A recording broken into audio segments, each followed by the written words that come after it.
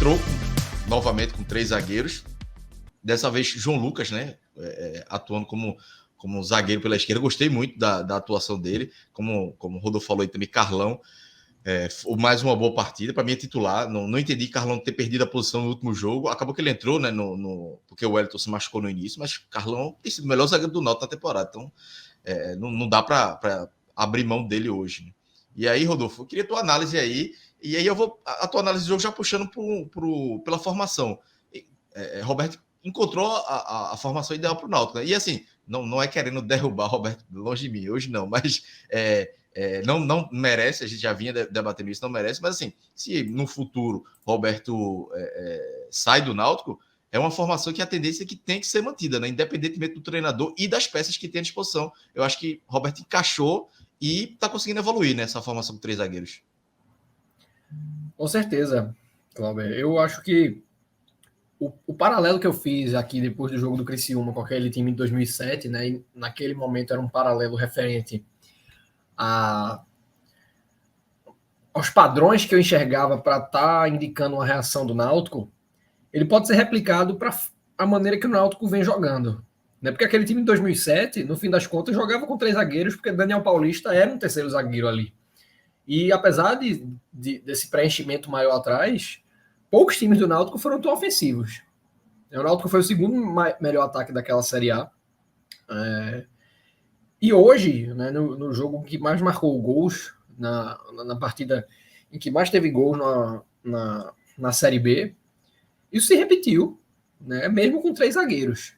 Então essa não era só a solução para trazer uma estabilidade maior para o Náutico lá atrás. Isso ficou muito claro hoje com a linha de 5 que o Náutico formava para defender, né? Tássio, Pedro Vitor e ali o trio de zagueiros Carlão, Bruno Bispo e João Lucas, mas também uma solução para dar condição ao Náutico de atacar. Né? Então eu vou fazer essa segmentação a partir da escalação. Alberto acertou muito. Né? Ele vem acertando, na verdade, com essas escolhas dos alas, desde que ele corrigiu o que para mim era um erro de não ter Tássio de titular ali, porque Haldner, né, que começou povoando esse corredor direito, é um jogador que, além de não estar vivendo o seu melhor momento no Náutico, né, ele estava no banco hoje, mas acabou sendo sacado nos 2 jogos seguintes ao Clássico com o Sport pela negociação que deu para trás. Ele não é um atleta com essa característica para chegar numa linha de fundo. Eu acho que ele até dá conta de fazer um feijão com arroz ali, mas para as demandas do esquema escolhido, eu achava um atleta com pouca característica. E Tássio sentiu essa entrada, e a gente consegue mensurar sua evolução quando a gente lembra daquele Clássico com o Sport, que Giovani entrou no segundo tempo, fez um movimento muito similar ao que ele fez hoje várias vezes no primeiro tempo, que foi de conduzir pela direita, trazendo para a esquerda, e esperando a ultrapassagem de Tássio e olhar para Tássio lá atrás. Né? Tem uma hora que ele até apontou assim, que, meu filho, vem cá, me ajude. E Tássio fez isso hoje o primeiro tempo inteiro. Ali com o Giovani, com o Jean Carlos, o segundo gol, inclusive, sai dessa ultrapassagem. Por outro lado, o Pedro Vitor na esquerda é uma escolha muito acertada. Porque o Pedro é um atleta que tem uma tomada de decisão, penso eu, muito ruim na frente. Um atleta que erra lances bem bobos, apesar de ter até algum repertório técnico. Mas ele, como ala, né, com essa capacidade, essa valência física que ele tem de ir e voltar, ele dá uma canseira muito grande e, ao mesmo tempo, consegue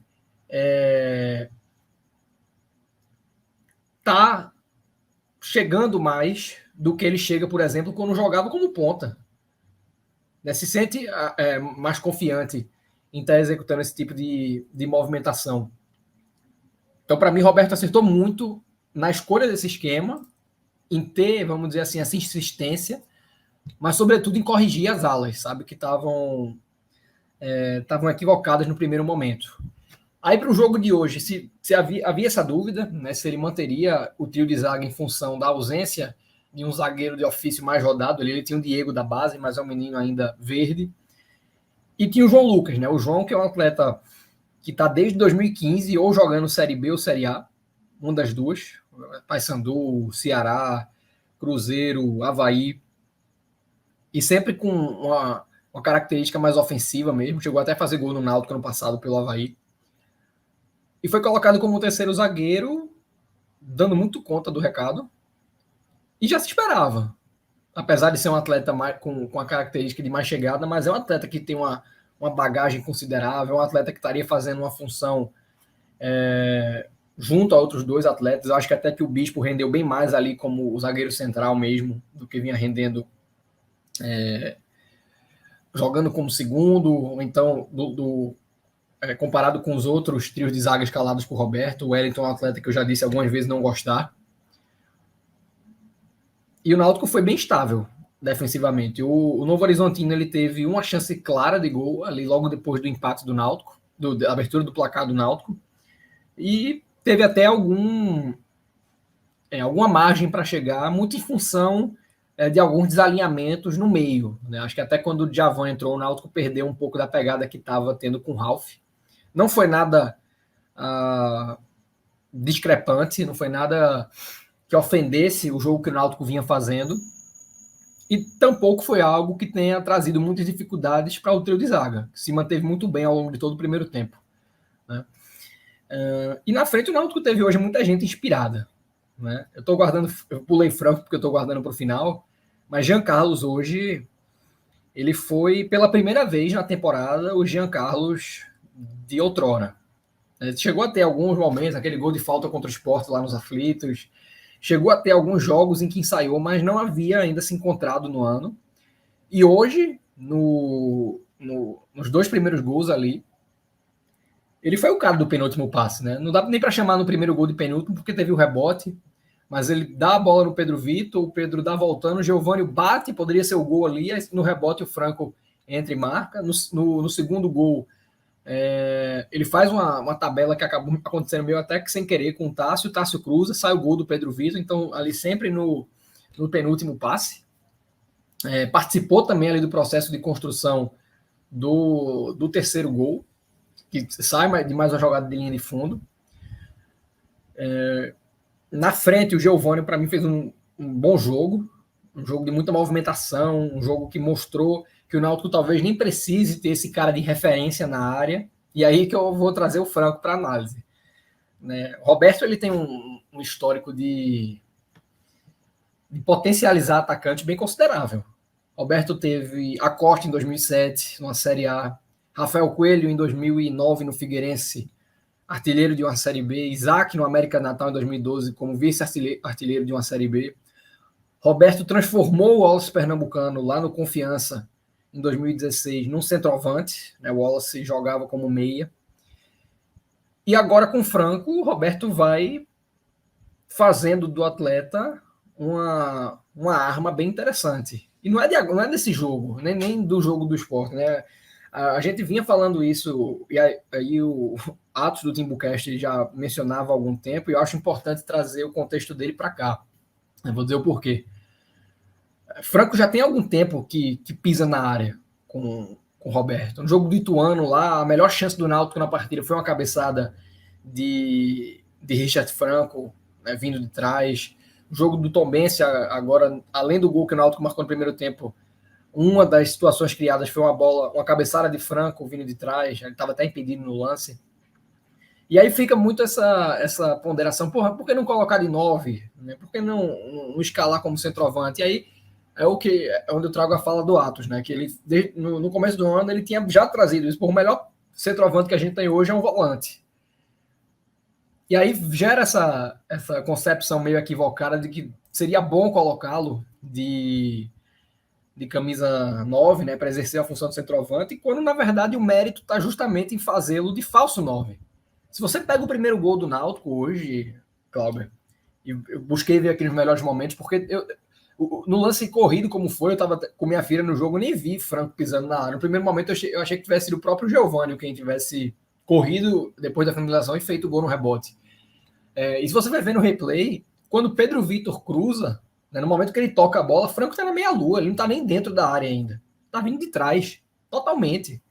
No começo da jogada você nem vê Franco, ele devia estar no meio campo e partiu progressivamente. E qual é a definição de um falso 9?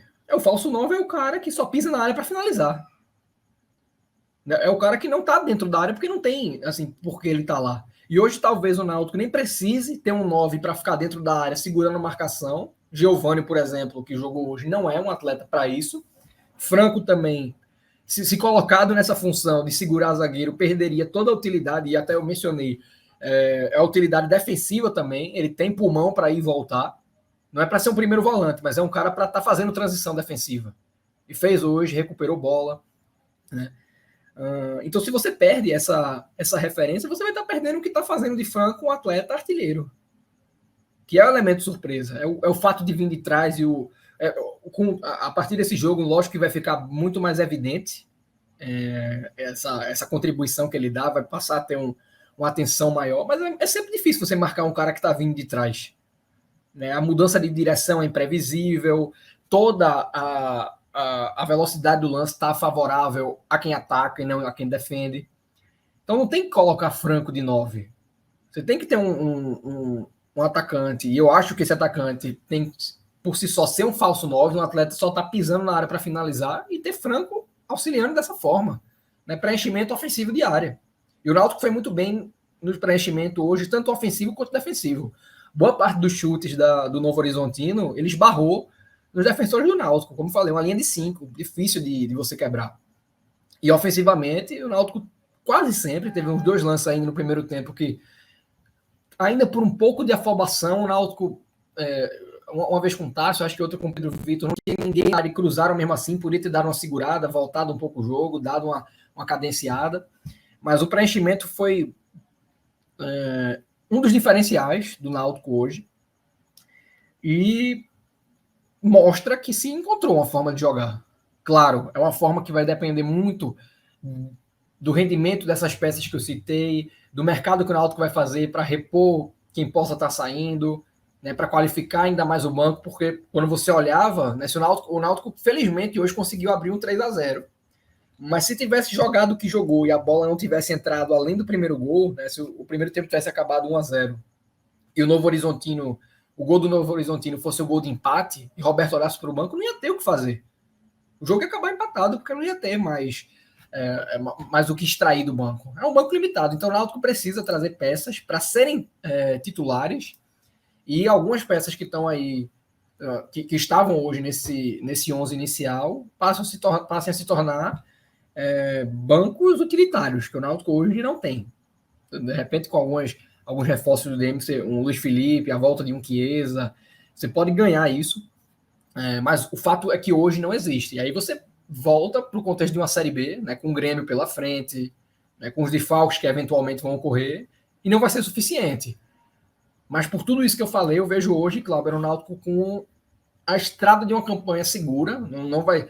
E, na verdade, isso acho que foi assim, uma reflexão que todo torcedor fez, né? Se o Náutico tivesse os 4 pontos que perdeu nas últimas 2 rodadas, o Náutico estaria, a depender do resultado do Sport amanhã, claro, mas estaria à frente do Sport na tabela, por exemplo. Então teria se condicionado como um perseguidor de G4. Estaria, se a gente vai perder o jogo do Grêmio, mas se a gente ganha da Chape e da Ponte fora, a gente vai acabar o turno brigando nas cabeças ali. E pode ser que o Náutico, acho que o Náutico nunca deve, tenho quase certeza que o Náutico nunca venceu o Grêmio em Porto Alegre, não me lembro nem do Náutico ter empatado no recorte dos últimos 20 anos. Pode acontecer de ganhar o jogo lá dentro, né? No esquema de 3 zagueiros, você fecha um pouco a casa, pode acontecer, é bem improvável, mas pode ser que aconteça. Mas ainda que o Náutico vença Grêmio e depois torne a vencer a Chapecoense em casa, eu vou colocar assim, se o Náutico tiver uma sequência formidável até o fim do turno, não vou nem dizer ganhar todas, mas tiver um aproveitamento acima de 80% e se botar nesse condicionamento, eu ainda acho que o Náutico não vai brigar pelo acesso. Eu acho que a meta vai ser continuar mantendo a campanha estável, né, porque aí já vai ter estabilizado, e planejar 2023 o mais cedo possível, fazendo essa avaliação de elenco, entendendo quem pode ficar, quem é fácil de manter, quem a gente deve perder, e desde então avaliar onde vamos repor, né, com quem vamos repor, que mercados vamos atacar. Essa é a meta do Náutico. E eu acho que se pavimentou um caminho que é muito fácil de você concluir, né, para ter esse trajeto até o final da Série B.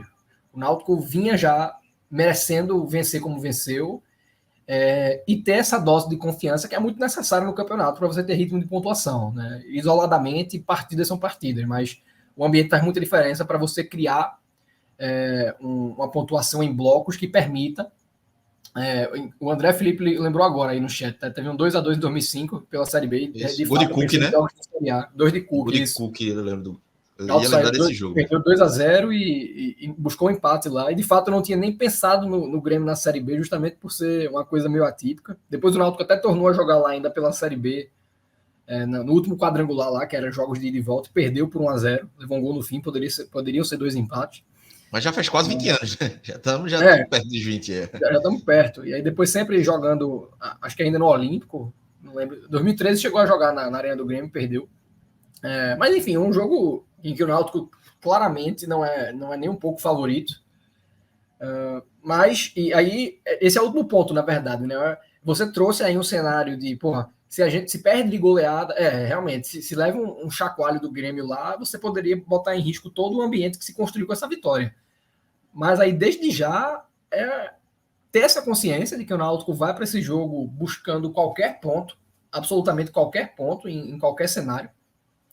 E se a derrota vem por um 2-0 com o Náutico jogando mal, né, com até um 3-0, que assim, não acho que o Náutico é tão inferior a esse ponto do Grêmio construir uma vantagem tão fácil, mas mesmo que isso acontecesse, né, o ambiente para o jogo da Chapecoense tem que ser cultivado. Tem que ser cultivado porque o jogo que o Náutico fez hoje ele é muito animador.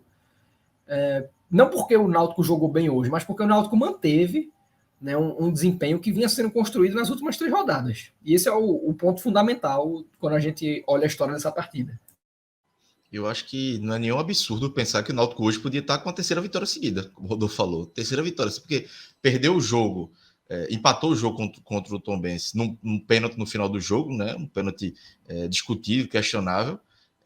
Teve a expulsão de Perry. No último jogo, podia ter virado no primeiro tempo, perdeu um pênalti, teve outro jogador expulso e hoje venceu de forma dominante, né? Como o próprio título aí da matéria do NE45 diz. Então, o Náutico poderia estar tranquilamente, não é nenhum absurdo pensar que o Náutico podia estar com 4 pontos a mais aí, e aí estaria lá próximo do G4. Mas aconteceu, mas o importante é que o Náutico se recuperou hoje.